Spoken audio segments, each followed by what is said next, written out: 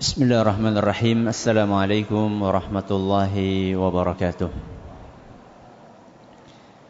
Alhamdulillahirabbil alamin wa bihi nasta'inu ala umuri dunya waddin. Sallallahu ala nabiyyina Muhammadin wa ala alihi wa sahbihi ajma'in. Amma ba'd. Kita panjatkan puja dan puji syukur kehadirat Allah tabaraka wa taala. Pada kesempatan malam yang berbahagia kali ini kita bisa menghadiri acara kajian yang bertepatan dengan acara Muslim Fair di Gor Satria Purwokerto. Kita berharap semoga Allah Subhanahu wa taala berkenan untuk menjadikan setiap langkah yang kita ayunkan menuju tempat ini termasuk ibadah yang diterima di sisi Allah Subhanahu wa taala. Amin ya rabbal alamin.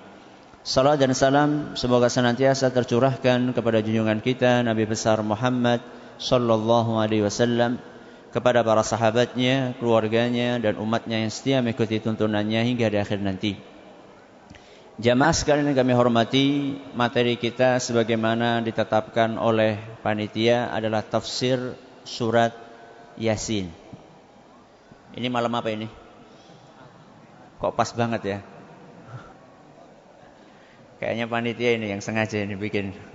Kok gak surat yang lain gitu loh. Kenapa surat Yasin? Ya. Coba sekarang angkat tangan yang hafal surat Yasin. Yang hafal surat Yasin angkat tangan. 1. Cuma 1 orang. Ini kebangetan ini. Masa sendirian cuma 1 orang. Ibu-ibu ada? Gak ada, Bu? Oh, mungkin hafalnya surat Al-Kahfi ya? Coba yang hafal surat Al-Kahfi. Enggak ada juga, keterlaluan ini. Itu lagi, masa 1 lagi? Enggak ada yang hafal yang lainnya? Wah, gimana ini? Kita mau bahas surat Yasin enggak ada yang hafal. Apa kita ganti aja kajiannya? Surat Yasin, ya udah kalau enggak hafal berapa atau enggak hafal surat Yasin dari awal, saya tanya saja. Yang bisa menjawab ada hadiahnya. Surat Yasin ada berapa ayat? 83. Kayaknya udah nebak tadi kayaknya. Silakan. Alhamdulillah. Ada 83 ayat. Saya tanya, mungkin enggak dalam 1,5 jam kita menyelesaikan tafsir 83 ayat? Mungkin enggak? Mungkin. Tafsir ya. Sekedar bayangan, pengajian tafsir kami yang rutin di Masjid Agung, dalam 1 malam, 1 pertemuan biasanya berapa ayat? 1 ayat. 1 ayat 1 malam. Lah ini 83 ayat mau dijadikan 1 malam. Ya tidak mungkin, ya. Mungkin kalau boleh saya katakan ngimpi, ya. Kecuali kalau misalnya kita baca terjemahan dari surat Yasin. Kalau terjemahan dari surat Yasin, antum baca aja di rumah, gak usah jauh-jauh datang ke sini. Makanya dari awal saya akan sampaikan bahwa kajian kita ini bukan tafsir surat Yasin, semuanya enggak. Akan tetapi tafsir sebagian dari surat Yasin. Sebagaimana kita ketahui, dijelaskan oleh para ulama kita, bahwa kandungan Al-Quran itu secara global terbagi menjadi 3. Isi Al-Quran, pembahasannya secara global ada berapa? Ada 3. Yang pertama, apa kira-kira? Isi Al-Quran yang pertama, paling pokok, apa? Tauhid alias akidah. Ini isi yang pertama. Yang kedua, setelah akidah apa kira-kira? Apa? Apa? Betul sekali. Kasih hadiah enggak? Kasih. Kalau kasih hadiah ini kasih juga dong. Tapi santri ini enggak usah dikasih. Dia yang jualan buku masa dikasih, kayaknya udah punya kayaknya. Kalau belum punya ngambil aja. Ya, yang kedua fikih alias hukum. Ya, yang pertama akidah, yang kedua hukum. Yang ketiga apa kira-kira? Apa? Kisah. Bagus sekali, silahkan. Ini bentar lagi habis ini. Masih ada kan ya panitia? Masih ada panitia? Insya Allah masih ada. Jadi kandungan dari surat atau kandungan dari Al-Quran secara umum itu 3. Yang pertama adalah akidah. Yang kedua adalah fikih alias hukum. Kemudian yang ketiga adalah kisah. Surat Yasin kandungannya pun juga secara garis besar ada 3. Yang pertama akidah, yang kedua hukum, yang ketiga kisah. Hanya saja kalau kita perhatikan isi dari surat Yasin ini secara garis besar ada 3, akan tetapi porsinya itu beda-beda. Antara porsi akidah yang ada dalam surat Yasin dengan porsi fikih yang ada di dalamnya, juga porsi kisah di dalamnya itu beda-beda. Ada yang dikit, ada yang sedang, ada yang banyak. Yang paling sedikit yang ada dalam surat Yasin adalah pembahasan tentang hukum fikih. Ini yang paling sedikit. Di atasnya lagi pembahasan tentang kisah. Ya. Dan yang paling banyak pembahasan tentang akidah. Kita mulai dari yang mana dulu nih? Yang fikih dulu atau yang akidah dulu? Yang banyak dulu? Siap? Kita mulai yang dikit dulu aja. Kita mulai dari yang dikit dulu aja. Yaitu kita awali dengan isi atau hukum fikih yang ada dalam surat Yasin. Dan itu diantaranya adalah disebutkan dalam ayat yang ke-20 dan ke-21. Siapa yang hafal tadi? 20-21. Hafal enggak? Sudah, saya kasih awalnya. Waja'a min aqsal. Ya, terus. Berdiri. Ada mic enggak ini panitia? Panitia? Enggak ada. Enggak nyampe. Oh, di sana aja, di sana. Di sana aja, coba. 2 ayat. Ya, coba. أعوذ بالله من الشيطان الرجيم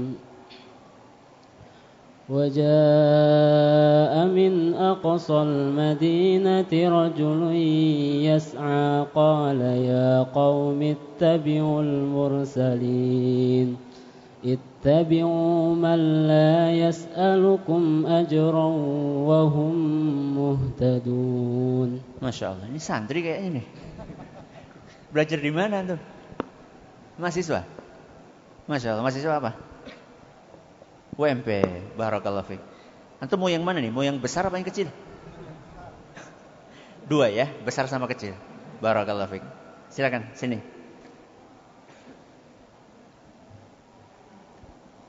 Barakallahu fiik. Waja'a min aqsal madinati rajulun yas'a. Dan dari ujung kota ada datang seorang yang lari kencang. Yas'a. Qala ya qaumi ittabi'ul mursalin. Laki-laki itu berkata kepada kaumnya, ittabi'ul mursalin. Wahai kaumku, ikutilah para rasul. Jadi ada orang datang menuju ke kampungnya dan dia mengingatkan orang-orang yang ada di kampungnya supaya mengikuti para rasul. Kemudian ayat yang ke-21 dia berkata, ittabi'u man la yas'alukum ajran wa hum muhtadun. Yang artinya ikutilah wahai kaumku orang-orang yang tidak meminta upah dari kalian. Ikutilah orang-orang yang tidak meminta upah dari kalian, wahum muhtadun, dan mereka adalah orang-orang yang mendapatkan petunjuk. Ayat ini, 2 ayat ini berisi tentang cerita seorang laki-laki yang pulang ke kampungnya memotivasi penduduk kampungnya untuk mengikuti para rasul. Kemudian mengingatkan kepada penduduk kampungnya supaya mengikuti orang-orang yang tidak minta upah. Dan mereka adalah orang-orang yang mendapatkan petunjuk. Kita katakan di dalam ayat ini ada hukum fikih. Kira-kira apa hukumnya? Apa kira-kira hukum fikihnya? Apa kira-kira? Apa? Mengikuti siapa? Mengikuti Rasul. Hampir. Ada yang lain kira-kira?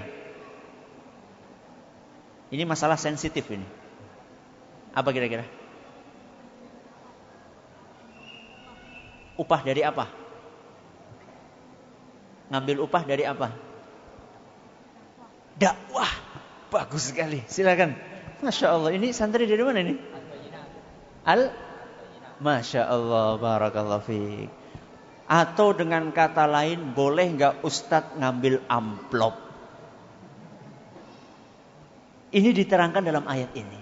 Hukum Ustadz ngambil amplop. Makanya saya katakan tadi pembahasannya sensitif. Yang bahas Ustadz pula.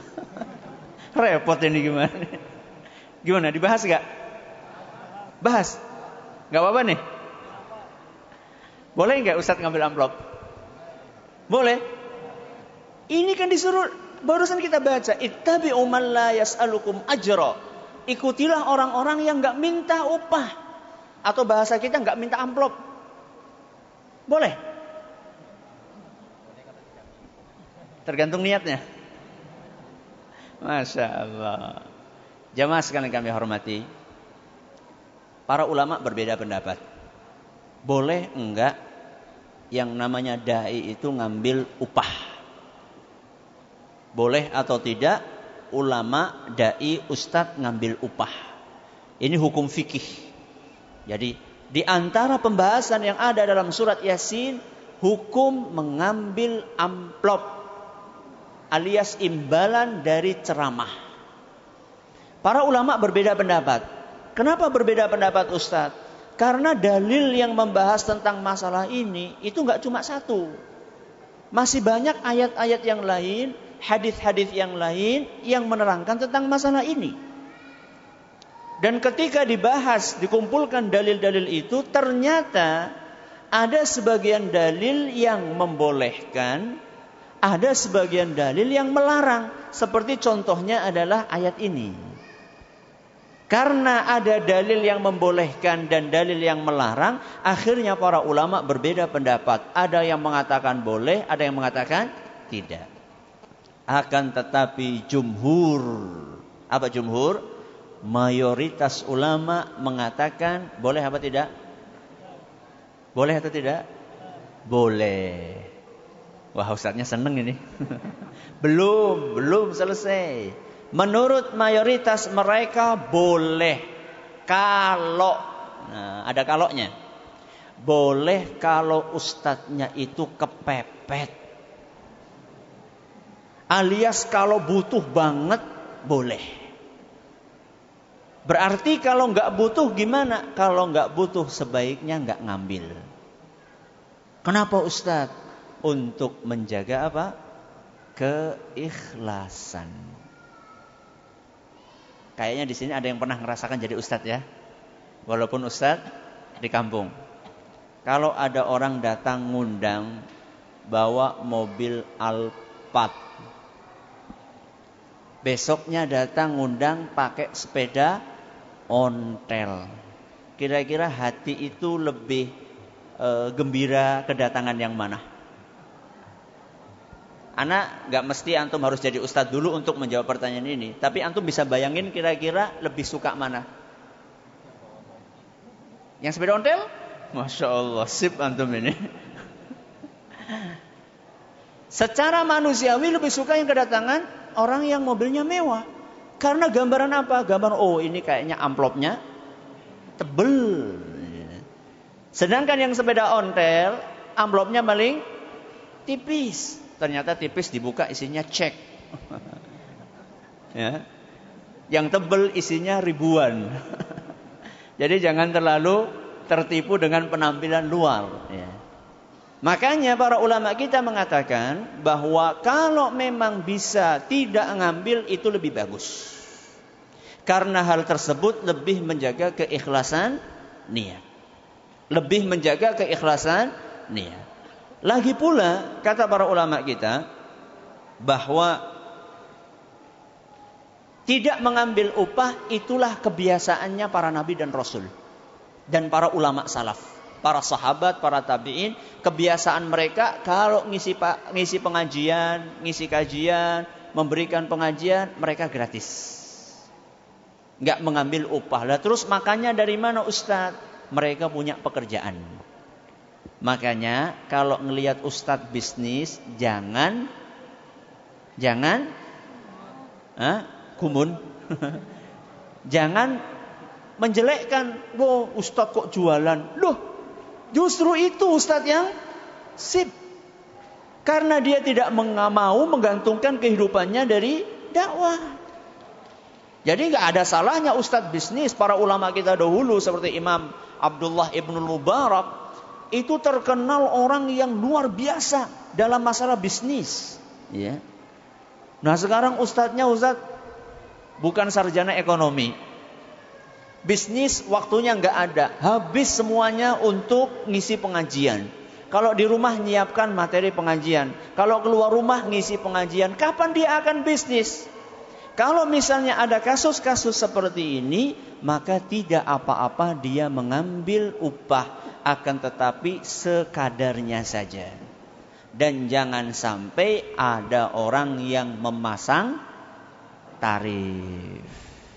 Bahkan ada sebagian orang kalau mau ngisi harus ada maharnya terlebih dahulu.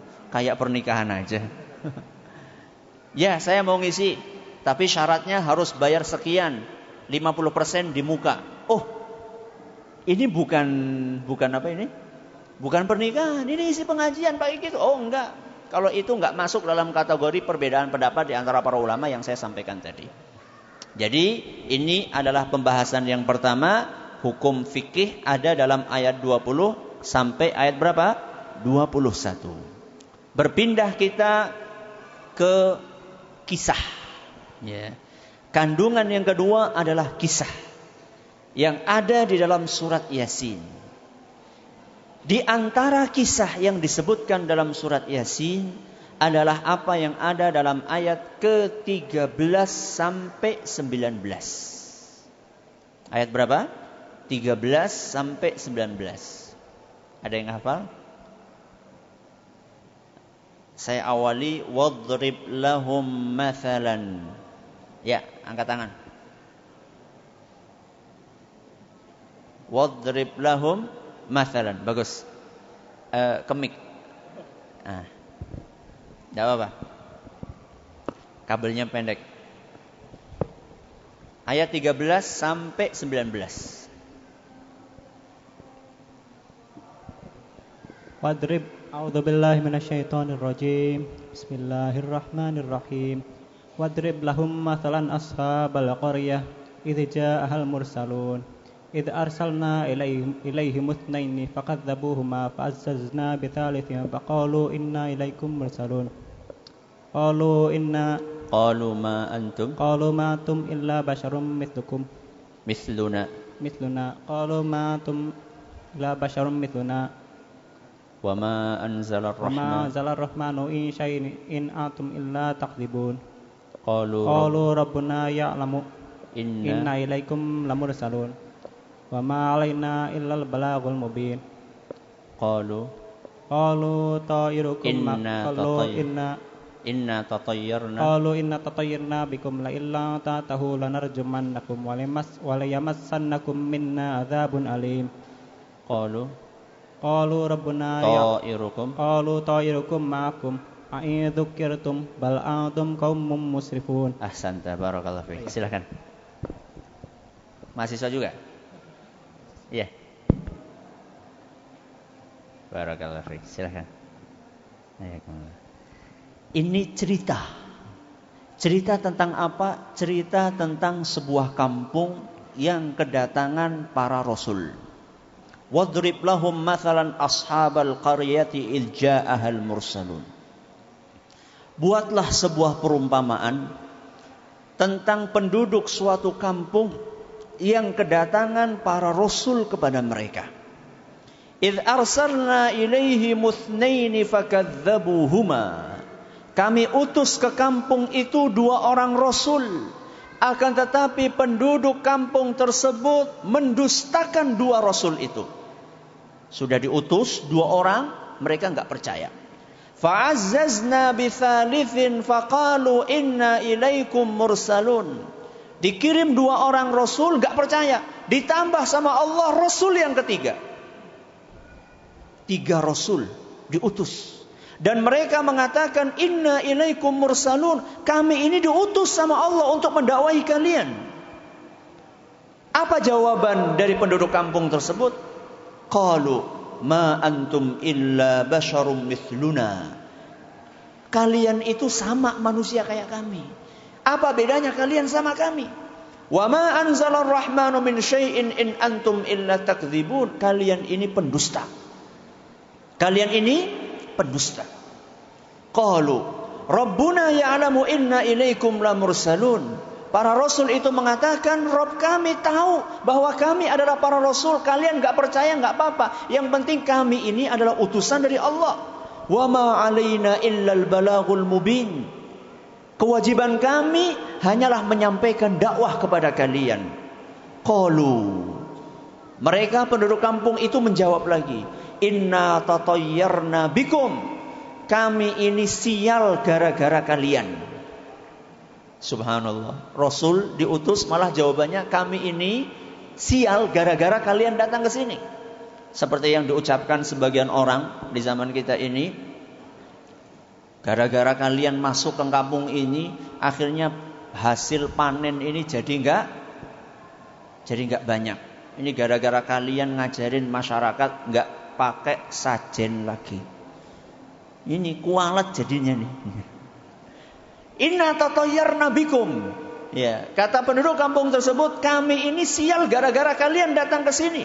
La illam tantahu lanarjumannakum wa la yamassannakum minna adzabun alim. Kalau kalian enggak menghentikan dakwah kalian ini, lanarjumannakum. Kami akan rajam kalian. Allahu akbar.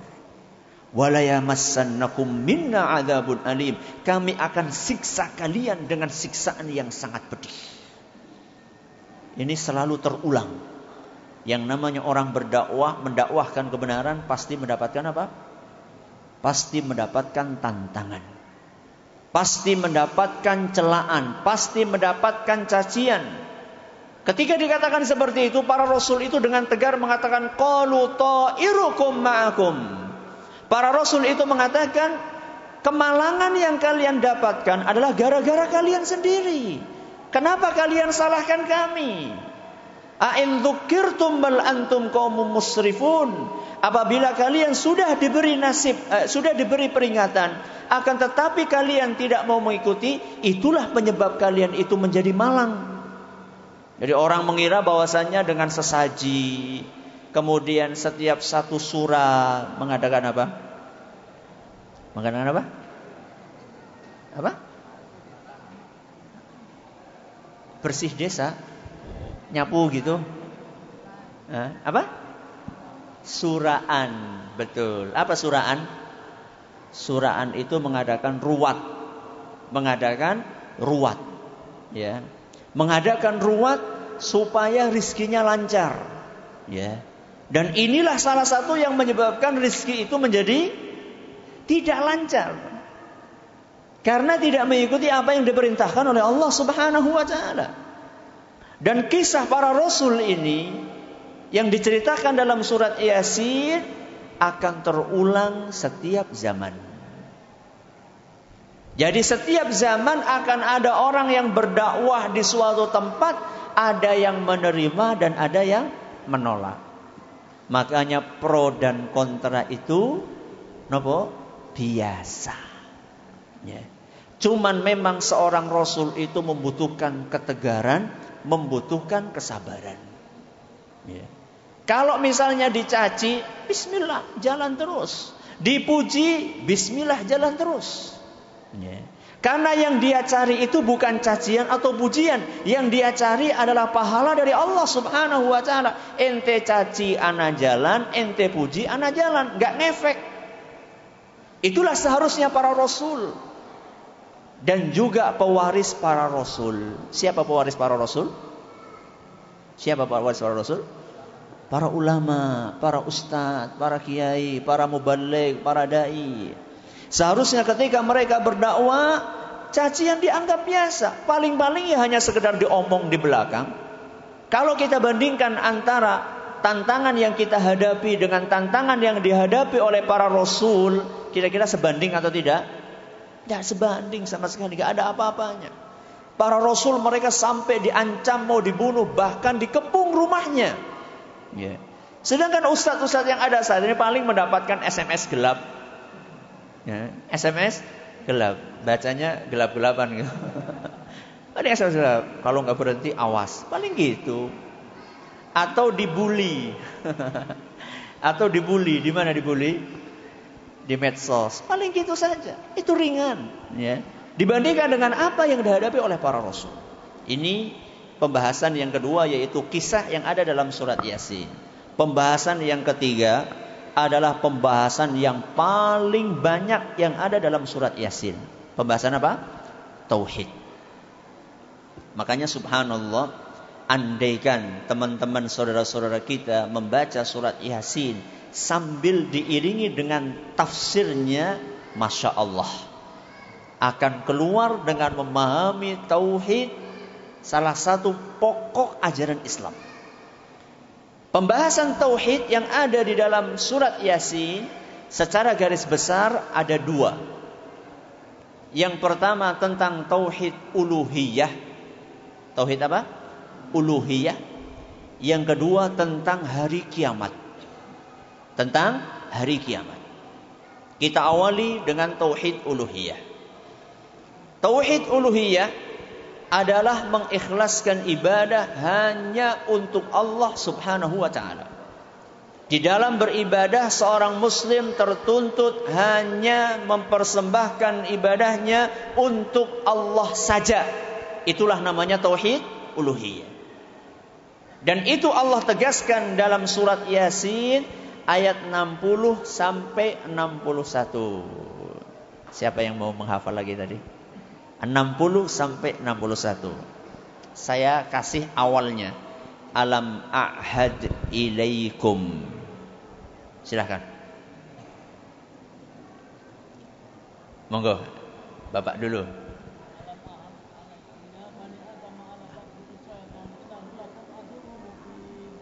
Terus wa ani hadza. Bagus sekali. Silakan. Monggo. Belum dapat hadiah kan? Belum, alhamdulillah. Oh sudah. Oh ini berarti. Ya, silakan. Monggo. Pinter ini milih hadiahnya nih. Alam ahad ilaikum ya bani Adam. Bukankah kami telah memerintahkan kepada kalian wahai bani Adam, Allah ta'budus syaitan. Jangan sekali-kali kalian menyembah setan. Innahu lakum aduwwum mubin. Karena setan itu adalah musuh yang nyata buat kalian. Ini ayat yang keberapa? 60.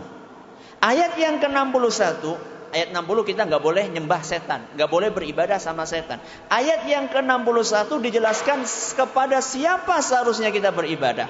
Wa ani'buduni. Akan tetapi beribadahlah kalian hanya kepadaku. Kepada siapa? Allah Subhanahu wa ta'ala. Inilah tauhid uluhiyah. Jadi tauhid uluhiyah adalah kita wajib mengikhlaskan ibadah kita hanya kepada Allah. Bukan cuma sholat saja, bukan cuma puasa saja, bukan cuma haji saja, termasuk juga sembelihan kita. Tidak sedikit kita temukan orang sholatnya untuk Allah tapi masih suka memberikan sesaji. Nggih napa mboten? Nggih. Padahal setiap hari dia membaca Fasholli lirabbika wanhar. Apa artinya? Salatlah untuk Allah dan sembelihlah juga untuk Allah. Akan tetapi kalau misalnya ada orang salat untuk selain Allah ribut, menyembelih untuk selain Allah enggak ribut. Contohnya, andaikan, ini seandainya saja ya, di tepi pantai selatan. Mana pantai selatan?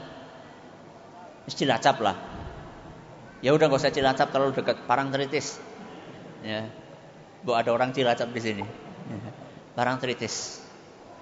Ada orang di sana sholat berjamaah di pinggir pantai, menghadap ke pantai, bukan menghadap kemana? Kiblat. Kemudian imamnya sawwu sufufakum fa inna taswiyatas sufufi min tamamis shalah. Kemudian imamnya membimbing jamaahnya, makmumnya untuk membaca niat. Ya. Gimana niatnya biasanya? Usolli salata siang ya, salat apa? Zuhri arba'at raka'atin mustaqbilal kiblati adaan. Makmuman apa imaman? Imaman. Buat imamnya, makmumnya juga li Nyai Roro Kidul. Bukan lillahi ta'ala, tapi apa? Li Nyai Roro Kidul. Kira-kira Indonesia heboh enggak? Heboh. Salat kok buat Nyai Roro Kidul? Enggak benar itu. Salat itu lillahi ta'ala. Saya yakin itu akan menjadi sebuah berita heboh di Indonesia. Karena ada orang sholat untuk Nyi Roro Kidul. Akan tetapi, lain ceritanya, ketika pada tanggal 1 Sura, ada peristiwa apa di sana? Ada peristiwa apa? Ada peristiwa larungan. Apa larungan? Menyembelih sapi, ya, atau menyembelih kebo, kemudian kepalanya dilarungkan. Apa dilarungkan? Dihanyutkan ke tengah lautan. Indonesia ramai? Ada apa? Oh biasa itu. Padahal baik sholat maupun menyembelih sama-sama ibadah. Sama-sama ibadah, akan tetapi kenapa yang ini gak boleh dipersembahkan kepada selain Allah, yang ini boleh? Kenapa? Ya. Padahal di dalam Al-Quran antara menyembelih dan berkurban dengan sholat digandeng jadi satu. Fasholli lirabbika wanhar. Sholatlah untuk Allah dan juga sembelihlah untuk Allah. Kenapa yang ini boleh untuk selain Allah, yang ini gak boleh? Dua-duanya sama-sama gak boleh. Itulah namanya tauhid uluhiyah. Padahal orang yang melakukan itu dia hafal ungkapan inna sholati, terus wa nusuki, terus wa mahyaya wa mamati lillahi rabbil alamin. Inna sholati, sesungguhnya salatku, wa nusuki, apa nusuki? Sembelihanku. Wa mahyaya, hidupku, wa mamati, matiku, buat siapa? Lillahi rabbil alamin. Itulah tauhid uluhiyah. Ya, ini pembahasan tentang tauhid uluhiyah. Kenapa kita hanya boleh beribadah kepada Allah? Alasannya apa? Kenapa kita enggak boleh beribadah sama selain Allah? Alasannya ada dalam surat Yasin ayat 23, ayat 22. Ini pendek banget ini. Wa ma liya. Wa ma liya.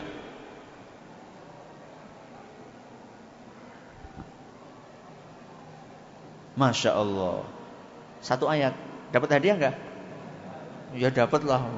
Silakan. Wa ma liya la a'budu alladhi fatarani wa ilaihi turja'un. Barakallahu fiik. Wa ma liya la a'budu alladhi fatarani. Kenapa aku tidak beribadah kepada zat yang telah menciptakanku? Wa ilaihi turja'un, dan kalian semua akan kembali kepada Allah. Alasan kita beribadah kepada Allah karena Allah lah yang menciptakan kita, yang Allah memberi rizki kita. Ada kebutuhan apa-apa yang memenuhi Allah Subhanahu wa ta'ala. Aneh sebagian orang.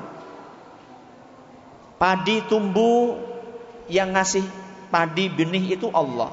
Yang ngasih hujan Allah. Yang ngusir burung Allah. Yang ngusir tikus Allah. Ketika berhasil, berterima kasihnya kepada siapa? Kepada Dewi Sri. Masih ada? Di kampung masih ada? Masih? Masya Allah. Itu loh yang di pojok-pojok itu. Di pojok-pojok itu kalau sudah panenan ada apa? Ada degan, ya, ada pisang. Masa pisang kepok? Pisang raja. Raja apa? Raja Bandung. Kalau menurut orang sini Raja Bandung. Kalau menurut orang Banjarnegara bukan Raja Bandung. Raja apa? Mana orang Banjar? Raja apa? Raja Setan. Iya, orang Banjar, sebagian orang Banjar itu menamakan Raja Bandung itu dinamakan Raja Setan karena biasa untuk sesaji buat setan. Makanya namanya Raja Setan, ya. Ada itu, ya, ada apa namanya tadi? Ada degan, ada pisang, ada apa lagi? Apa? Dupa. Ada dupa, ada apa lagi? Cisamsu. Ya. Ada itu, ya. Terus ada apa lagi? Macam-macam di situ lah, ya. Ada beras merah, beras putih, beras hitam mungkin nggak tahu. Macam-macam di situ. Padahal yang memberi rizki adalah siapa? Allah Subhanahu wa ta'ala. Dan masih ada pembahasan yang lainnya tentang tauhid uluhiyah. Tapi karena waktu yang terbatas, kita akan berpindah kepada pokok pembahasan tauhid yang kedua, yaitu iman terhadap hari akhir. Iman kepada hari kiamat. Ini yang paling banyak yang ada dalam surat Yasin. Mulai dari awal hari kiamat, yaitu ditiupnya sangkakala, yang pertama maupun yang kedua. Kemudian ada cerita tentang hisab, penghitungan amalan. Ada cerita tentang pengganjaran amalan. Ada cerita tentang surga, ada cerita tentang neraka. Ini lengkap ada dalam surat Yasin. Makanya ada hadis yang bunyinya Iqra'u Yasin ala mautakum. Bacakanlah surat Yasin kepada orang yang mau meninggal. Loh, ada hadisnya Ustaz. Makanya ngaji. Jangan keluar dulu, belum selesai pembahasannya. Bacakan surat Yasin kepada orang yang akan meninggal. Hadis riwayat Abu Dawud. Hadis riwayat Abu Dawud. Dan sanadnya dinyatakan dhaif oleh Imam Daruqutni. Makanya jangan keluar dulu. Ya.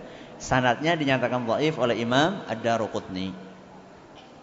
Cuman seandainya memang sahih hadis ini, maka yang dimaksud membaca Yasin adalah orang yang sedang dalam keadaan sakaratul maut. Bukan orang yang sudah meninggal. Ya. Yang dimaksud dengan baca Yasin dalam ayat ini atau dalam hadis ini, sebagaimana dituturkan oleh sebagian ulama, sebagaimana diantaranya adalah Imam Ibnu Majah, ketika beliau membawakan hadis ini, beliau katakan babun fi ma yuqalu 'indal maridhi idza hudir.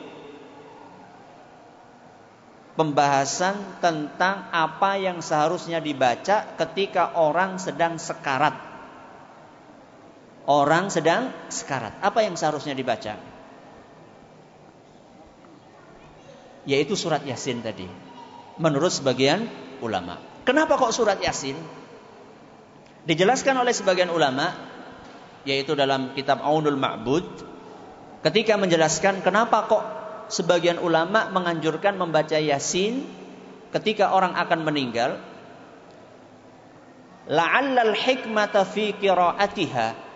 Mungkin di antara hikmahnya kenapa dibacakan surat Yasin di hadapan orang yang akan meninggal, an yasta'nisal muhtadhiru bima fiha min dzikrillah wa ahwalil qiyamati wal ba'ts. supaya orang yang akan meninggal itu bisa tersentuh dengan isinya surat Yasin. Ketika banyak ayat-ayat dalam surat Yasin bercerita tentang hari kiamat,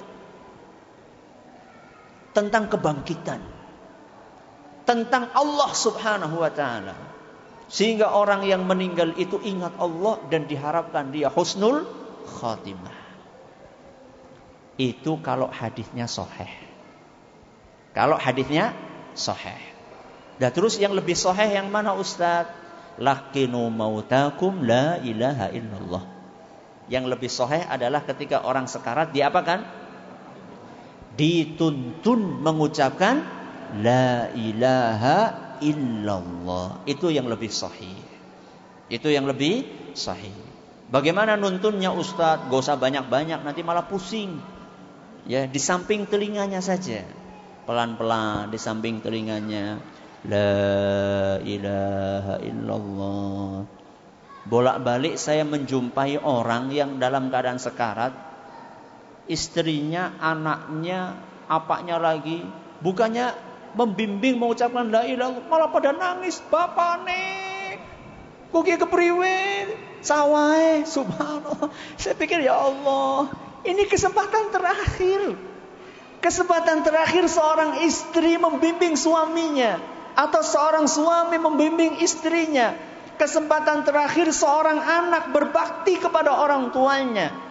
Kesempatan terakhir seorang bapak membimbing anaknya. Seharusnya jangan terbawa emosi.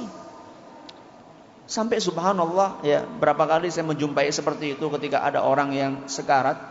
Akhirnya terpaksa saya minta kepada orang-orang tersebut untuk menyingkir.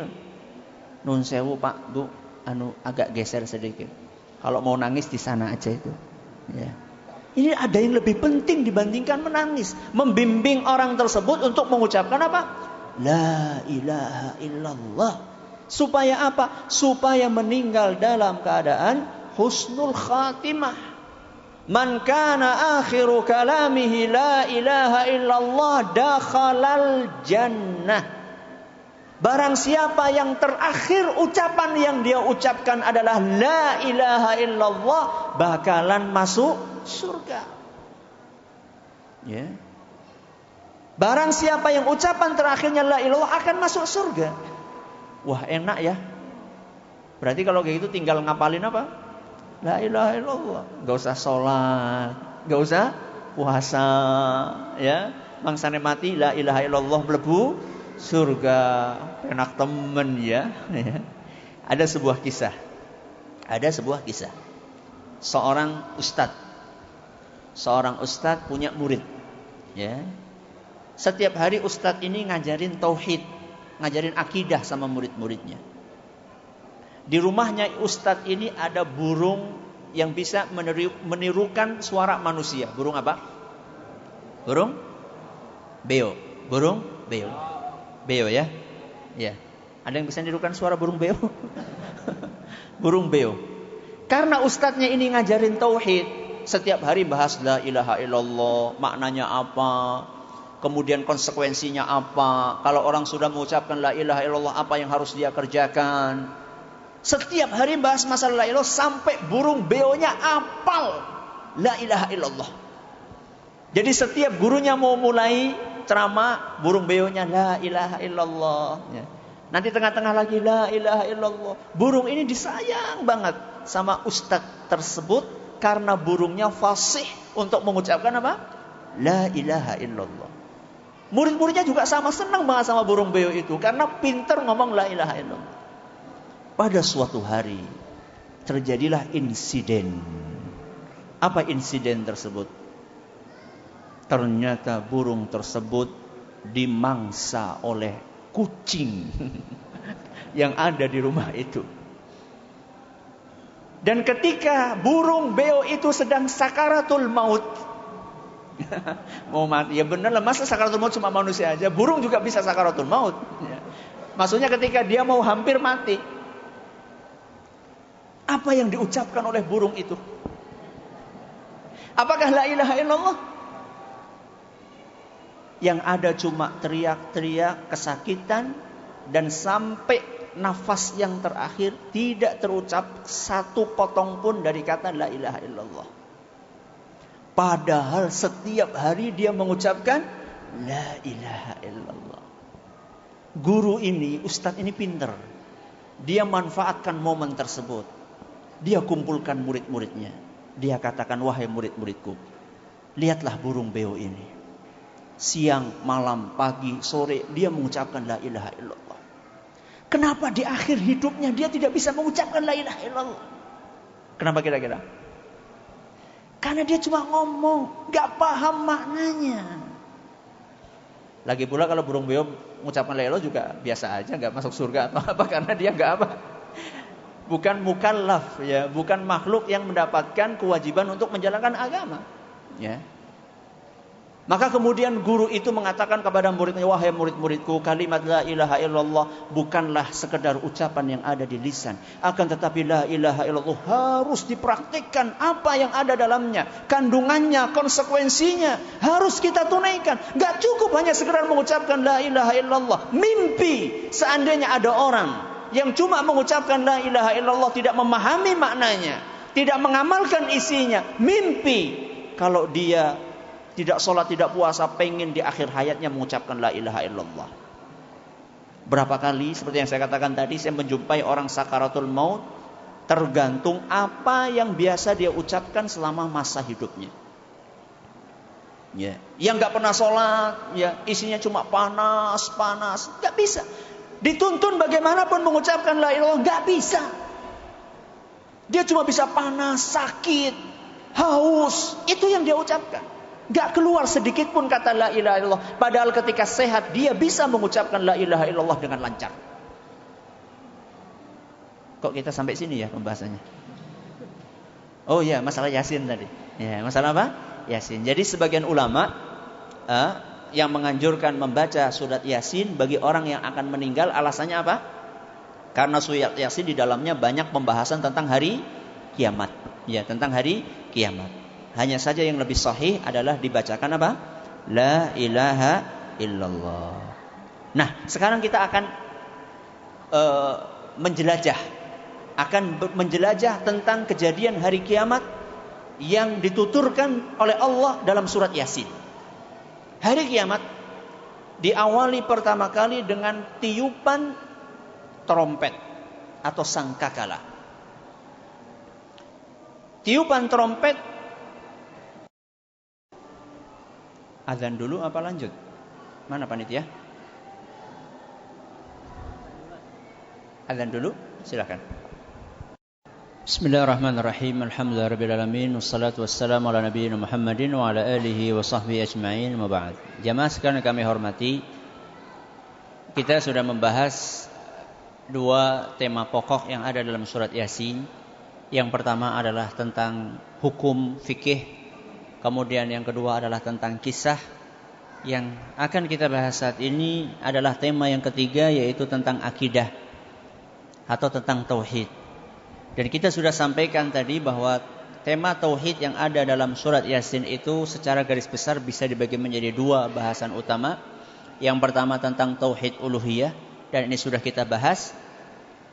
Pada kesempatan kali ini kita akan menyelesaikan pembahasan tentang tema yang kedua dalam surat Yasin tentang tauhid, yaitu tentang kejadian hari kiamat.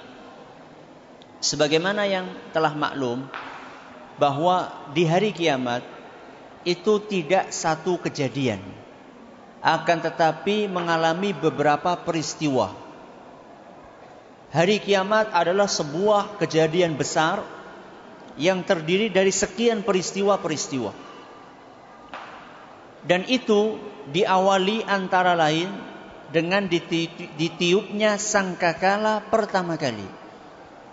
Karena berapa kali sangkakala itu ditiup ada perbedaan pendapat di antara para ulama. Wallahu a'lam bishawab. Nampaknya yang lebih kuat sangkakala itu ditiup 2 kali. Baik tiupan yang pertama maupun yang kedua diceritakan di dalam surat Yasin. Bagaimana proses tiupan tersebut? Kita awali dengan tiupan yang pertama, dan apa fungsi dari tiupan yang pertama tersebut juga diceritakan dalam surat Yasin, yaitu dari ayat ke-48 sampai 50. Ayat 48 sampai 50. Awalnya wa yaquluna mata hadzal wa'du. Siapa yang bisa? Wa yaquluna mata hadzal wa'du. Terus 3 ayat berikutnya. Ada? Salah enggak apa-apa, enggak disuruh push up enggak? Wa yaquluna mata hadzal wa'du. Ibu-ibu juga boleh? Ya, silakan. Ma yanzuruna. Ma yanzuruna. Ya, yang lain. Wa yaquluna. Kalau enggak ada yang nyoba, nanti terpaksa ini yang tadi lagi nanti.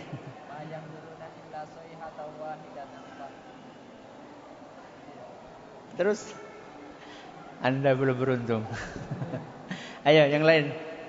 Silahkan 3 ayat aja. Kalau ada keliru-keliru saya bantu nanti. Ya. Wa yaquluna ma yang ta'khudhuhum wa hum yakhissimun. Terus fala yas tawsiyatau wala ila ahlihim yarji'un. Silakan. 3 ayat ini bercerita tentang tiupan yang pertama pada hari kiamat. Wa yaquluna mata hadzal wa'du in kuntum shadiqin. Mereka berkata, mata hadzal wa'du in kuntum shadiqin. Kapan akan terjadi hari kiamat? Kapan akan terjadi hari kebangkitan? Kalau kalian memang benar-benar jujur dalam omongan kalian. Ini nantang. Ini orang-orang yang nantang para rasul. Mereka katakan, kapan hari kiamat? Kalau memang kalian jujur, memang benar, kapan akan terjadi? Dijawab sama Allah Subhanahu wa taala, "Ma yanzuruna illa sayhatan wahidah ta'khudhuhum wa hum yakhissimun." Hari kiamat akan terjadi kapan? Hanya dengan satu suara yang sangat keras yang akan membinasakan mereka semuanya, padahal saat itu mereka sedang bertengkar. Lagi ribut-ribut, ya, lagi bertengkar, tahu-tahu terdengarlah suara yang sangat keras, yaitu suara sangkakala yang pertama. Fala yastati'una tausiyatan wala ila ahlihim yarji'un. Mereka tidak sempat untuk membuat wasiat. Jadi mereka begitu dengar suara itu langsung mereka meninggal, enggak sempat bikin wasiat. Wala ila ahlihim yarji'un, dan mereka juga enggak mungkin pulang dulu ke rumah. Akan tetapi di mana mereka mendengar suara sangkakala pertama tersebut, di situ pula mereka akan mati. Jadi sangkakala yang pertama adalah tiupan yang ditiup oleh malaikat Israfil sebagai pertanda untuk membinasakan seluruh makhluk yang ada di muka bumi. Terus kalau sudah binasa gimana Ustaz? Setelah semuanya binasa, Nabi kita menceritakan Allah Subhanahu wa taala akan menurunkan hujan. Akan menurunkan hujan. Apa fungsi dari hujan tersebut? Fungsi dari hujan tersebut adalah untuk menumbuhkan tubuh yang sudah hancur. Untuk apa? Menumbuhkan tubuh yang sudah hancur. Dalam sebuah hadis yang diriwayatkan oleh Imam Muslim, Nabi kita SAW bersabda, "Wa yas'aqun nasu." Setelah ditiupkan sangkakala pertama kali, seluruh manusia akan mati. Thumma yursilullahu aw qala yunzilullahu matara. Kemudian Allah Subhanahu wa taala menurunkan hujan. Dan hujannya deras. Fatambutu minhu ajsadun nas. Kemudian akan tumbuh tubuh manusia yang sudah pada hancur. Ustaz, sudah ribuan tahun akan tumbuh. Ya. Jadi enggak usah bingung. Sebagaimana yang pernah saya sampaikan dalam sebuah pengajian, nanti gimana Ustaz? Tubuh fisik yang sudah hancur kecemplung di mana?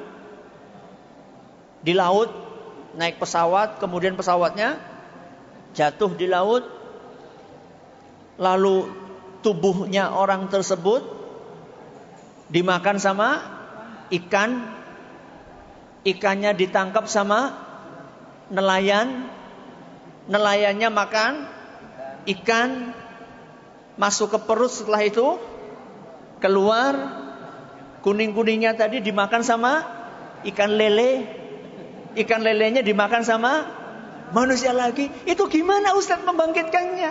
Gak usah tanya, itu bukan urusan ente, itu urusannya siapa? Allah Subhanahu wa ta'ala. Kita akan baca ya di ayat yang terakhir, idza arada syai'an an yaqula lahu kun fayakun. Jadi Allah menurunkan hujan, kemudian tubuh yang sudah hancur akan tumbuh. Tumbuh dari apa? Dari satu bagian tubuh kita, yang disebutkan oleh Nabi dalam hadis riwayat Muslim juga, inna fil insani azman la ta'kuluhul ardu abada. Di dalam tubuh manusia ada sebuah tulang, yang tulang ini tidak akan hancur selamanya, tidak akan dimakan oleh tanah. Yurakkabu yaumal qiyamah, fihi yurakkabu yaumal qiyamah. Dari tulang yang kecil itulah tubuh kita akan kembali dibikin sama Allah. Para sahabat bertanya, ayyu azmin huwa ya Rasulullah, wahai Rasul, tulang apakah itu? Kemudian beliau mengatakan ajbudz dzanab, tulang ekor. Di mana tempatnya? Di mana tempatnya? Namanya juga ekor, nggak mungkin ekor di hidung, nggak mungkin. Ekor di belakang, ada tulang di belakang kita. Yang ini tidak akan hancur. Ya, bahkan saya diceritain sama seorang yang pernah melihat semacam acara di televisi, katanya pernah diadakan penelitian, ya tulang ekor itu sudah ditumbuk, ya sudah dibakar, sudah macam-macam. Ternyata ketika diteliti, ya masih ada kehidupan di dalamnya. Padahal sudah sudah dihancurkan, sudah macam-macam dibakar, hancur, masih ada kehidupan di dalamnya. Subhanallah. Ya. Ini tiupan yang pertama. Manusia semuanya mati, kemudian setelah itu turun hujan, dan setelah turun hujan, kemudian tubuh tadi tumbuh lagi. Setelah tumbuh lagi, apa yang terjadi? Tiupan yang kedua. Ini Allah sebutkan dalam ayat 51 sampai 53. 51 sampai 53 dalam surat Yasin.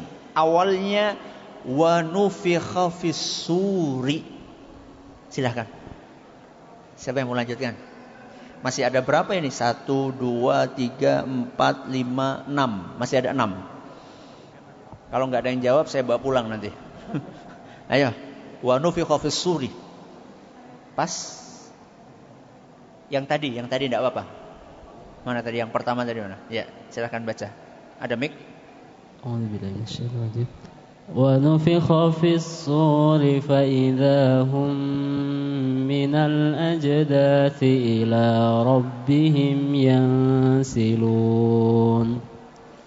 Qalu ya waylana man ba'athana min marqadina hadza ma wa'ada ar-rahman wa sadaqal mursalun in kanat illa sayhatan wahidatan fa idza hum jami'un ladaina muhdharun.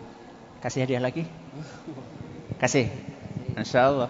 Nanti antum pulang-pulang banyak hadiahnya nih. Silakan. Kayaknya beda-beda ini. Insyaallah enggak ada yang sama. Silakan. Barakallahu fiik. Wa nufikha fis suri, ditiuplah sangkakala untuk kedua kalinya. Fa idza hum minal ajdathi ila rabbihim yansilun, Tiba-tiba para manusia mereka semuanya bangkit dari kuburan dan menghadap kepada Allah Subhanahu wa ta'ala. Digambarkan oleh sebagian ulama, pada hari itu tiupan yang kedua tersebut, tanah, bumi terbuka satu persatu. Kuburannya si fulan yang sudah 1000 tahun, plung, buka, bangkit satu. Seluruh kuburan yang ada di muka bumi semuanya akan terbuka, bangkit semuanya dalam keadaan fisiknya lengkap. Fa idzahum minal ajdath. Ajdath itu adalah kuburan. Ya. Dari kuburan semuanya bangkit dan mereka menuju kepada Allah Subhanahu wa taala sambil berkata, qalu, mereka berkata, ya wailana man ba'atha min marqadina. Celakalah kami. Siapa yang membangkitkan kami dari tempat-tempat tidur kami? Ya. Marqad itu tempat tidur. Hadza ma wa'ada ar-rahman wa sadaqal mursalun. Inilah yang sudah dijanjikan kepada kalian dan para rasul memang betul-betul benar apa yang mereka sampaikan. Saat itulah terbelalak orang-orang yang gak percaya dengan adanya hari kebangkitan. Yang mereka katakan, buat apa capek-capek ibadah? Surga dan neraka itu gak ada. Itu cuma pinter-pinternya Muhammad aja bodohin umatnya. Ngapain kita capek-capek beribadah? Mendingan happy-happy. Kalau kita sudah capek-capek ibadah ternyata nanti hari kiamat gak ada, gimana? Kata mereka. Terus kita balik jawab sama mereka, kalau memang ternyata hari kiamat itu ada, terus gimana? Ya mereka kan ngomong sama kita, kalau ternyata hari kiamat gak ada gimana? Ya kita balik tanya, terus kalau ada gimana nanti? Kalau ternyata gak ada, kami no problem. Kami jadi orang baik, gak ada masalah. Gak rugi kami. Nah kalian sudah terlanjur foya-foya gak pernah beribadah, ternyata hari kiamat ada dan memang pasti akan ada. Allah sebutkan di sini, qalu ya wailana, celaka kami. Mereka yang dahulunya enggak percaya, tahu-tahu ada hari kiamat. Man ba'atsana min marqadina hadza. Siapa yang membangkitkan kami dari tempat tidur kami? Maka dijawab, hadza ma wa'ada ar-rahman wa sadaqal mursalun. Inilah janji yang telah Allah sampaikan melalui lisan rasul-rasulnya kepada kalian. In kanat illa sayhah. Gampang sekali membangkitkan kalian. Cuma dengan satu teriakan, satu suara saja. Fa idzahum jami'ul ladaina muhdharun. Tahu-tahu seluruh manusia berkumpul di hadapan kami. Hanya dengan satu tiupan trompet. Ini adalah tiupan sangkakala yang kedua. Waktunya terbatas sekali ini sampai jam 8 kita nih, ya. Maka kita ringkas ya. Kita ringkas. Berkaitan dengan kebangkitan tubuh manusia, Allah di dalam surat Yasin memberikan fakta, bukti, dalil bahwa manusia itu bisa dibangkitkan. Itu dalam ayat 77 sampai 83. Silakan dibaca. Awalam yaral insanu. أَوَلَمْ يَرَ الْإِنسَانُ أَنَّا خَلَقْنَاهُ مِنْ نُطْفَةٍ فَإِذَا هُوَ خَصِيمٌ مُبِينٌ وَضَرَبَ لَنَا مَثَلًا وَنَسِيَ خَلْقَهُ قَالَ مَنْ يُحْيِي الْعِظَامَ وَهِيَ رَمِيمٌ قل يحييها الذي أنشأها أول مرة وهو بكل خلق عليم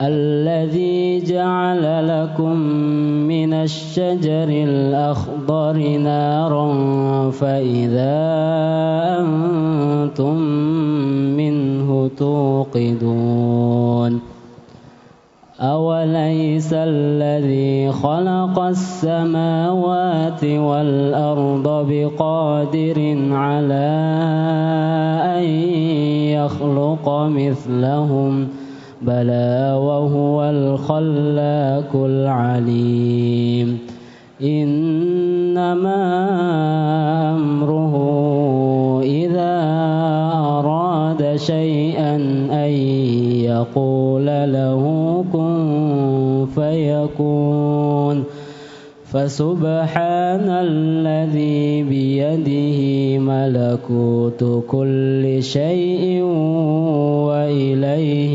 ترجعون. Ayat 77 sampai 83. Hadiahnya dirapel nanti ya.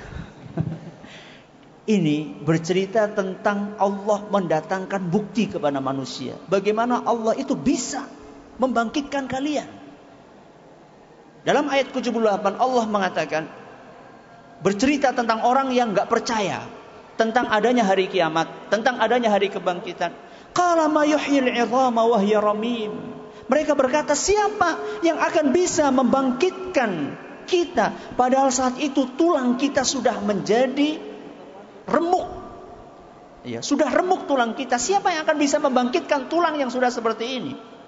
Makanya dalam beberapa riwayat konon disebutkan ada orang kafir musyrik datang kepada Nabi SAW membawa tulang yang sudah lapuk.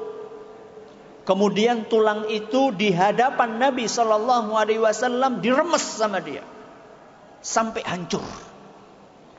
Kemudian dia berkata, Muhammad, ente bilang Allah bisa membangkitkan tulang ini? Ya. Maka kemudian turun kepada Nabi SAW firman-Nya, qala man yuhyil 'idhama wa hiya ramim. Siapa yang bisa membangkitkan tulang yang sudah hancur ini? Dijawab sama Nabi, qul yuhyiha alladhi ansha'aha awwala marrah. Yang akan membangkitkan tulang ini adalah yang menciptakan tulang itu pertama kalinya. Siapa itu? Allah. Ini kan logis banget. Lebih gampang mana? Menciptakan sesuatu yang belum ada atau mengembalikan sesuatu yang pernah ada? Lebih gampang mana? Mengembalikan sesuatu yang pernah ada. Kita ini dulunya nggak ada, kemudian ada. Yang bikin kita ada siapa? Allah. Setelah kita nggak ada, dibikin ada lagi. Lebih gampang? Lebih gampang. Inilah dari logis yang disampaikan dalam surat Yasin. Setelah semua dibangkitkan dengan tiupan sangkakala yang kedua, maka cerita berikutnya adalah tentang penghitungan amalan. Dan ketika amalan kita dihitung, saat itu tidak ada suap menyuap, tidak ada bohong, tidak ada dusta. Karena saat itu yang bersaksi adalah apa? Anggota tubuh kita. Ayat 65. Al-yawma nakhtimu. اليوم نختم على أفواههم وتكلمنا أيديهم وتشهد أرجلهم بما كانوا يكسبون. Ini ayat kalau orang faham ngeri. Al-yawma nakhtimu ala afwahihim. Pada hari itu mulut kita dikunci sama Allah, gak bisa ngomong. Wa tukallimuna aydihim, yang akan berbicaralah tangan kita. Wa tashhadu arjuluhum, kaki kita yang akan bersaksi di hadapan Allah. Bima kanu yaksibun, dengan apa yang dahulu mereka perbuat ketika mereka masih di dunia. Di dunia kita bisa bohong. Ente nyolong ya? Enggak. Tapi nanti pada hari kiamat yang ngomong tangannya. Ente tadi baru dari mana? Baru ngaji. Di dunia bisa bohong. Nanti hari kiamat bohong, tutup semuanya. Ente baru dari mana? Baru dari diskotik, kakinya yang ngomong. Gak bisa. Pada hari kiamat tidak akan lagi ada dusta di antara, bukan di antara kita. Tidak akan ada dusta lagi antara manusia dengan Allah Subhanahu wa ta'ala. Gak bisa. Di dunia bisa dusta, di hadapan Allah enggak. Semuanya akan bersaksi. Mata akan bersaksi, telinga akan bersaksi, tangan akan bersaksi. Ketika sendirian di kamar, mencet-mencet HP, apa yang dibuka, itu semuanya akan bersaksi di hadapan Allah Subhanahu wa taala. Ketika di dunia kita bisa bohong. Ente buka-buka apa ya? Enggak kok, kajian kok, padahal bukan. Pada hari kiamat tangan ini akan berbicara di hadapan Allah Subhanahu wa taala. Sudah, penghitungan amalan. Kemudian pembalasan. Ada dalam surat Yasin ayat 54. Fal yauma la tudlamu. Silakan. Fal yauma la tudlamu nafsun syai'an wa la tujzauna illa ma kuntum ta'malun. Pada hari itu la tudlamu nafsun syai'an. Tidak ada satu makhluk pun yang dizalimi sama Allah. Wala tujzauna illa ma kuntum ta'malun. Dan kalian tidak akan mendapatkan balasan kecuali sesuai dengan apa yang kalian perbuat. Subhanallah, beruntunglah orang-orang yang memanfaatkan usianya di dunia ini untuk beramal soleh walaupun sedikit. Dan nanti pada hari kiamat orang-orang akan menyesal, meminta kepada Allah, ya Rabbi, izinkan kami pulang ke dunia, kami ingin bertasbih. Subhanallah, subhanallah. Kami ingin sujud, selama ini kami gak sujud, izinkan kami pulang, kami ingin sujud. Ingin memperbaiki amalannya dan tidak mungkin akan bisa. Pada hari itu yang ada hanya pengganjaran amalan. Waktu beramal sudah habis. The end. Gak ada lagi waktu untuk beramal. Maka beruntunglah orang yang ketika di dunia ini memanfaatkan waktunya sebaik-baiknya. Dia senantiasa membasahi lidahnya, lisannya dengan zikir kepada Allah. Subhanallah, alhamdulillah. Subhanallah wa bihamdih, subhanallahil azim. Kalimatani habibatani ilar rahman. Dua kalimat yang sangat dicintai sama Allah. Khafifatani alal lisan. Di lisan itu ringan. Thaqilatani fil mizan. Tapi berat di timbangan. Subhanallah wa bihamdih, subhanallahil azim. Hadis terakhir dalam Sahih Bukhari. Kelihatannya ringan, tapi nanti pada hari kiamat bobotnya berat banget. Rugi seandainya kita sudah tahu hadis ini, kemudian kita tidak mengamalkan hadis tersebut. Ada sebuah cerita. Panitia boleh nambah nggak waktunya? Atau belum? Belum ya. Ada sebuah cerita. Kalau sudah cerita ini semangat aja antum nih. Ada seorang kakek-kakek hadir pengajian. Setelah selesai pengajian, kakek ini mendekati ustadz. Ustadz, tolong ajarin saya amalan. Ustadz itu karena nggak siap, maka dia ingat apa saat itu? Hadis yang tadi, kayak ya, ada hadis dari Nabi SAW. Ya, ada hadis dari Nabi SAW yang mengajarkan supaya mengucapkan zikir subhanallah wa bihamdi subhanallahil azim. Barang siapa mengucapkan kalimat ini, dia ringan, dicintai sama Allah, berat di timbangan. Amalkan kayak siap. Kakek itu senantiasa begitu mendapatkan nasihat dari ustadz itu, kakek itu terus subhanallah wa bihamdi subhanallahil azim, subhanallah wa bihamdi subhanallah.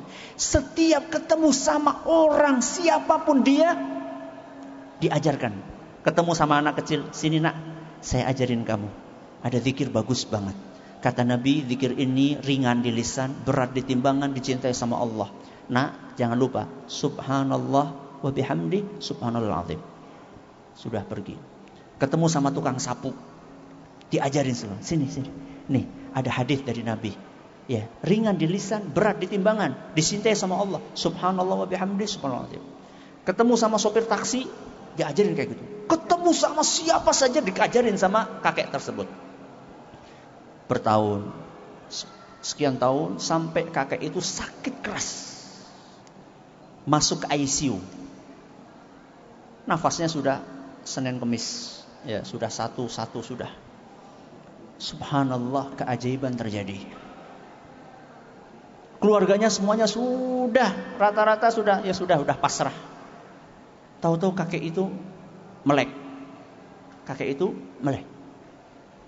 Kemudian memanggil dokter. Suruh mendekati dokter itu di samping kepalanya si kakek. Kakek itu bilang, wahai dokter, Nabi SAW pernah bersabda, 2 kalimat yang sangat ringan di lisan, berat di timbangan, dicintai sama Allah Subhanahu wa ta'ala. Subhanallah wa bihamdih, subhanallahil azim. Terus meninggal dunia. Allahu Akbar. Manusia itu, kalimat yang terakhir itu tergantung apa yang biasa dia ucapkan. Dan kita akan diganjar oleh Allah sesuai dengan apa yang kita perbuat. Wa may ya'mal mithqala dzarratin khairan yarah. Siapa yang berbuat kebaikan kecil akan mendapatkan ganjarannya. Wa may ya'mal mithqala dzarratin syarran yarah. Yang melakukan keburukan walaupun kecil akan mendapatkan ganjarannya. Semuanya akan mendapatkan ganjaran. Ganjarannya ada 2. Disebutkan dua-duanya di dalam surat Yasin. Apa kira-kira 2 ganjaran itu? Apa kira-kira? Yang bisa menjawab dapat hadiah. 2 ganjaran itu, tidak ada ganjaran yang ketiga. Sebutkan. Angkat tangan. Bibu, 2 ganjaran buat manusia.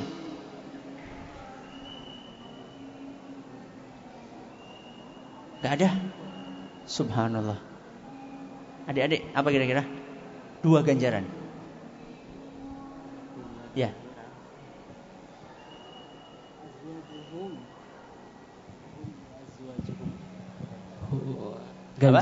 Ganjarannya hum wa azwajuhum fi dhilalin 'alal arki. 2 ganjaran. Surga dan neraka, betul sekali. Kok antum gak bisa sih? Surga dan neraka, masa lupa surga sama neraka? Keterlaluan ini. Kebangetan. Surga dan neraka, silakan diambil. Surga dan neraka, gak ada yang ketiga. Ganjarannya antara surga dan neraka saja. Kalau gak surga ya neraka. Nyesel ya, gak ngomong ya. Salahnya sendiri, 2 ganjaran mudah banget. Di akhirat kan cuma ada surga sama neraka. Surga Allah sebutkan ayat 55 sampai 59. Inna ashabal jannah. Inna ashabal jannati al-yawma fi syughulin fakihun. Hum wa azwajuhum fi dhilalin 'alal araiki muttaki'un. Lahum fiha fakihatun wa lahum ma yadda'un. Salamun qawlan mir rabbir rahim. Wamtazul yawma ayyuhal mujrimun. Ya, cukup. Inna ashabal jannatil yawma fi syughulin fakihun. Sesungguhnya para penghuni surga pada hari itu mereka sibuk bersenang-senang di dalam surga. Hum wa azwajuhum fi dhilalin 'alal ara'iki muttaki'un. Mereka dan istri-istri mereka berada di dalam tempat yang sangat teduh dan mereka duduk di atas dipan-dipan. Mereka dan istrinya. Kalau istrinya enggak sholat gimana Ustaz? Kalau yang sholat cuma suaminya gimana Ustaz? Ya sudah, pisah. Ganti istri yang lebih solehah, yang lebih cantik. Siapa? Bidadari. Ya, gak ada apa-apanya. Bainas sama'i was sumur. Antara langit dan sumur, bukan antara langit dan bumi perbedaannya. Ya. Jadi mereka dalam surga duduk beserta istri-istrinya di atas dipan. Lahum fiha fakihatun wa lahum ma yadda'un. Di surga itu mereka mendapatkan buah-buahan dan semua apa yang mereka inginkan. Jangan minta apa di surga nanti, ada semuanya.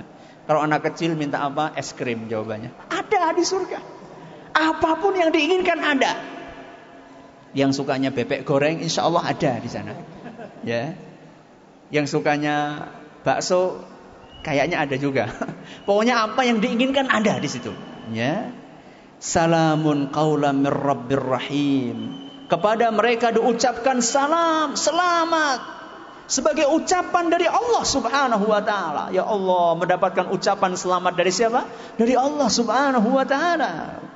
Kemudian Allah berfirman, wamtazul yawma ayyuhal mujrimun. Dikatakan kepada orang-orang kafir, menyingkir kalian. Jangan dekat-dekat sama orang-orang yang beriman. Karena tempatnya beda. Orang yang kafir ada dalam apa? Neraka. Ayat 63 sampai 64. Hadhihi jahannamu. Hadhihi jahannamul lati kuntum tu'adun. Islauhal yawma bima kuntum takfurun. Hadhihi jahannam. Inilah neraka jahannam. Allati kuntum tu'adun, yang kalian dulu diancam dengan neraka ini dan kalian tidak percaya. Diingatkan oleh ustaz, awas dosa. Apa dosa? Atul kelasa. Allahu Akbar. Diingatin tentang dosa, katanya atul kelasa. Diingatkan tentang neraka, nggak percaya. Dikit-dikit neraka, dikit-dikit neraka. Bosen. Nggak ada obrolan lain apa? Hadhihi jahannam. Inilah neraka jahannam. Ketika mereka sudah masuk, dikatakan sama mereka, hadhihi jahannamul lati kuntum tu'adun. Inilah neraka jahannam yang pernah dijanjikan untuk kalian dahulu ketika kalian masih di dunia. Islauhal yaum. Silahkan masuk ke dalamnya pada hari ini. Bima kuntum takfurun. Gara-gara kalian dahulu mengingkari adanya hari kebangkitan. Selesai pengajian kita pada malam hari ini. Tafsir apa tadi? Tafsir apa tadi? Sebagian surat Yasin. Nanti judulnya videonya tafsir sebagian surat Yasin ya. Bukan tafsir surat Yasin. Nah, kalau tafsirnya bohong nanti. Ya, ada pertanyaan silakan. Masih ada beberapa menit, 5 menit. Ya, silakan. Mana? Oh ya, silakan. Abu Adam ya. Mik. Bismillahirrahmanirrahim. Assalamualaikum Ustaz. Waalaikumsalam warahmatullahi wabarakatuh. Ustaz Afwan, ini mau ngomong tentang, mau tahu tentang kenikmatan surga. Jadi ada 2 pertanyaan. Yang pertama, tadi Ustaz sampaikan bahwa kita bisa minta apapun di surga. Mungkin nggak ya orang yang sudah masuk surga itu minta suatu hal yang memang di dunia itu ternyata haram? Maksudnya selain khamar Ustaz ya. Hal-hal yang lain memang sebenarnya tabu sekali dan itu maksiat sekali gitu. Tapi kita minta di surga apakah dikabulkan atau enggak gitu. Misalnya bingung juga Misalnya ada hal yang aneh. Misalnya ini misalkan Ustaz ya. Misalnya kita penasaran gimana sih misalnya mau bunuh orang gitu. Misalkan Ustaz, itu memungkinkan nggak di surga kita bisa seperti itu kita minta? Itu yang pertama. Yang kedua, kita tahu kalau misalnya nanti waktu di surga kita akan bersama para bidadari dan ratunya adalah istri kita. Kalau misalkan masuk surga Ustaz.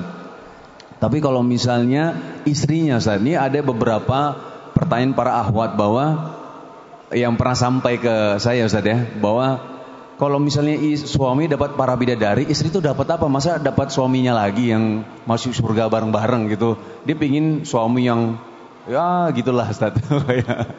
Jadi suami dapat para bidadari, istrinya dapat apa nih selain suaminya? Itu pertanyaan yang pernah saya ditanyakan kepada saya juga Ustaz. Ya. Makasih Ustaz. Ya. Pertanyaannya bagus tapi sulit. Yang pertama, mungkin nggak orang itu minta di surga untuk bunuh seseorang? Jawabannya nggak mungkin. Kenapa? Karena itulah sesuatu yang buruk. Sesuatu yang buruk. Dan sesuatu yang buruk itu tempatnya bukan di mana? Di surga. Di surga itu adalah sesuatu yang baik-baik saja. Adapun khamr, adapun apa? Khamr. Kenapa ada di surga? Karena Allah menjadikan itu halal di surga. Dan ada nasnya, ada dalilnya. Wa khamril ladzatil lisyaribin. Di antara sungai yang mengalir di surga adalah sungai apa? Khamr. Dan sungai khamr yang di surga itu enak banget. Beda dengan khamr yang ada di dunia. Khamr yang ada di dunia bikin mendem. Apa mendem? bikin mabok, ya, bikin mabok. Kalau di surga enak banget. Nah, lazzatil lisyaribin, enak nikmat buat orang-orang yang minum. Jadi beda antara khamr dengan pembunuhan tadi, karena itu kotor dan tidak dihalalkan sama Allah di surganya. Yang kedua, suami dapat bidadari, istri dapat apa? Ya, tergantung suaminya soleh atau tidak. Kalau suaminya soleh, dia dapat suaminya. Aduh Ustaz, suami saya. Jangan khawatir. Orang-orang yang masuk surga itu semuanya akan menjadi manusia-manusia yang ganteng, cantik, ya, luar biasa. Yang perempuan jadi perawan, yang laki-laki jadi apa? Perjaka ting-ting. Ya. Jadi kalau suaminya soleh, maka dia akan nikah dengan suaminya, dan suaminya akan berubah menjadi laki-laki yang istimewa. Ya. Jadi jangan dibayangin seperti suaminya yang dulu ketika di dunia, enggak. Dan antum gak usah minder ya. Jadi insya Allah nanti antum ya akan berubah menjadi orang-orang yang masya Allah ya. Kemudian kalau wanita itu gak punya suami, ya, misalnya meninggal dalam keadaan masih muda, atau meninggal sudah tua tapi masih perawan, ya, itu bagaimana? Menurut sebagian ulama seperti Syekh Ibnu Utsaimin, itu dia akan dapat bidadara. Akan dapat apa? Bidadara. Siapa bidadara? Temannya bidadari. Menurut sebagian ulama seperti itu. Wallahu a'lam bishawab. Ada yang lain silakan? Ya. Monggo. Bismillahirrahmanirrahim. Assalamualaikum warahmatullahi wabarakatuh. Waalaikumsalam warahmatullahi wabarakatuh. Ya, yang ingin saya tanyakan Ustaz, kan terkait apa ketika di surga itu kan apa saja dituruti ya Ustaz?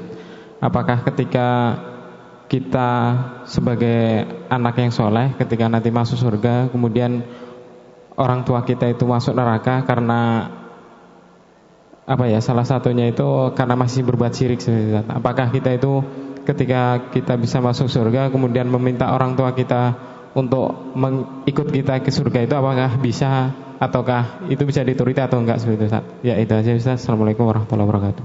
Bisakah seorang anak meminta kepada Allah untuk memasukkan orang tuanya ke surga karena orang tuanya masuk ke neraka gara-gara perbuatan syirik? Bisa enggak? Bisa? Jawabannya tidak bisa. Jawabannya tidak bisa. Kenapa bisa demikian? Karena syafaat hanya diberikan kepada muslim. Orang yang berbuat syirik tidak berhak mendapatkan syafaat. Adapun seandainya orang tuanya masuk neraka karena selain syirik, bisa dimintakan sama anaknya. Apalagi kalau anaknya meninggalnya itu ketika masih kecil. Disebutkan dalam hadis riwayat Muslim, auladukum da'amisu ahlil jannah. Anak-anak kalian wahai kaum muslimin yang meninggal ketika masih kecil, mereka adalah calon anak-anak penghuni surga. Ketika nanti mereka masuk surga, maka mereka akan memegangi baju orang tuanya. Dan mereka tidak akan melepaskan baju orang tuanya tersebut sampai Allah berkenan memasukkan orang tuanya ke surga. Maka ini hiburan buat bapak-bapak, ibu-ibu yang punya anak masih kecil meninggal dunia. Itu hiburannya. Mereka nanti akan memegang baju bapak ibu, tidak akan dilepas sampai Allah berkenan memasukkan orang tuanya ke surga. Itu kalau orang tuanya tidak berbuat syirik. Adapun kalau berbuat syirik, maka fala tanfa'uhum syafa'atus syafi'in. Ayatnya dalam Al-Quran berbunyi seperti itu. Tidak akan bermanfaat untuk mereka syafaatnya siapapun juga. Makanya itulah ngerinya perbuatan syirik. Na'udzubillahimin dari. Pertanyaan terakhir, silakan. Gantian. Udah dari sini ya, silakan. Assalamualaikum warahmatullahi wabarakatuh. Waalaikumsalam warahmatullahi wabarakatuh. Bagaimana Tat seorang imam masih melakukan kesyirikan, kemudian hukumnya bagaimana si makmum itu? Ya. Bagaimana kalau misalnya imamnya berbuat syirik? Makmumnya gimana? Nasihati. Nasihati supaya tidak berbuat syirik dengan cara yang baik. Kalau sudah dinasihati dengan cara yang baik belum menerima, berusaha untuk melobi takmir supaya imamnya diganti. Tentunya dengan cara yang baik, gak usah pakai demo. Ya. Cukup lobi saja dengan cara yang baik. Kalau seandainya sudah dilobi ternyata nggak bisa juga, cari masjid lain. Cari masjid lain. Jadi itu protapnya kayak gitu. Jadi tidak ujuk-ujuk langsung cari masjid lain, enggak. Ada protapnya. Ini dulu, ini dulu, ini dulu. Sekira cukup ya, sudah jam 8. Mungkin juga banyak yang belum bukan sarapan. Belum makan malam ya. Semoga apa yang kami sampaikan bermanfaat. Terima kasih atas perhatiannya. Menurut segala kurangnya kita tutup dengan membaca Subhanakallahumma wa bihamdika asyhadu an la ilaha illa anta astaghfiruka wa atubu ilaik. Assalamualaikum warahmatullahi wabarakatuh.